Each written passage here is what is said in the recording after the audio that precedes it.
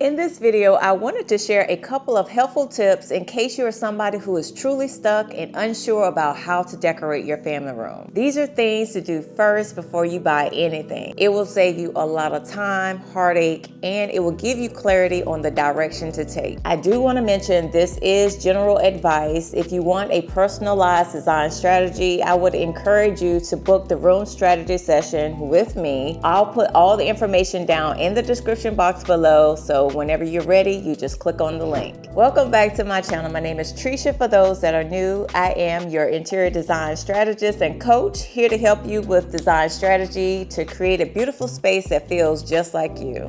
I do want to mention these tips are not in any particular order. The first tip is, how do you plan to utilize the space? I know it's a very simplistic question, but it will truly help you understand what you need for the space. When I moved into my home a couple of years ago, this is what the space looked like. It was empty. So just imagine how many ideas you could come up with, how many different styles you can implement in here. There are so many choices to consider. That's why it's important to get clear on what you would like for the space, because there are so many options that will leave you stumbling and paralyzed in thought and not implementing anything. As an example, for my living room, I wanted it to be a place where I can host a lot of people. I wanted to have my family over, friends.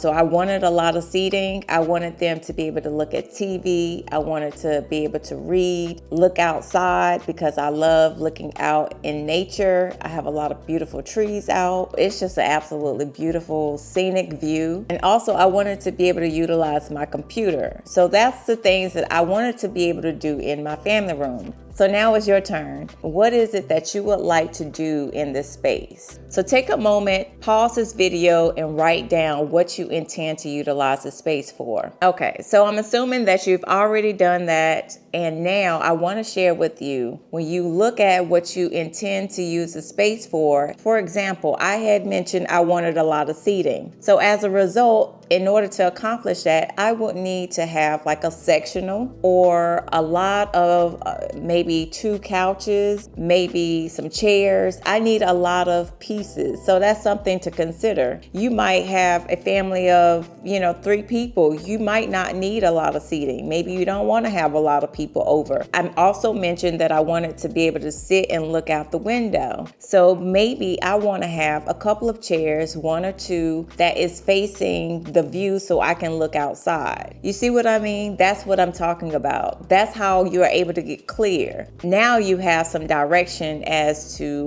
what you're going to put in it. The second tip is, what do you need more of? In my space, I lacked a lot of storage. This is an open concept. Having been in multiple homes, I noticed things that a lot of people don't, and it could be because of what I do, but I look at the small details, and I know it's like a beautiful space. A lot of people go and like, oh, this is nice, but then, you find out you don't have a lot of plugs. You don't find out that you don't have a lot of rough ends. You don't have a lot of lighting. You don't have a lot of cabinet space. The things that you kind of overlook, but I take notice of that. So I'm telling you, take notice of the things that you need more of. Maybe you're coming into a new home, or you are trying to kind of redecorate a space that you've been in for a long time. What are the things that you truly need more of in the space? For me, I wanted to have more cabinet space. I do not like a lot of items out. I do not like clutter. In order to achieve that, I have to find solutions so that I can hide away the items that I have, so it doesn't feel like it's a whole lot out at once. You could do built-in storage cabinets. You could do a console table. If you need more places for people to sleep, I would consider getting a sleeper sofa. Maybe you just don't get a regular sofa. You might want to have something where you can convert it into a bed. They also have chairs that convert to a bed. Now that you understand the intent of the space, how you plan to utilize it, you know what you need more of. Now it's time to understand your layout. This is where you measure out your room. You want to understand what is the dimensions of your space. Even though you might have an open concept, there is a defined space in which you have for the family room. I know a lot of people get tripped up on this. Usually on the floor plan, it does indicate where the family room is located, where is the kitchen, where is the dining room. It's all sectioned out, even though there may not be a wall. Take out a sheet of paper, draw out the shape of your room, and measure, the width and the length of the space. If you have a floor plan, that's easier. You just take in consideration what is already on the floor plan. Now it's time to figure out where you could put like your chairs, your sofa, your sectional.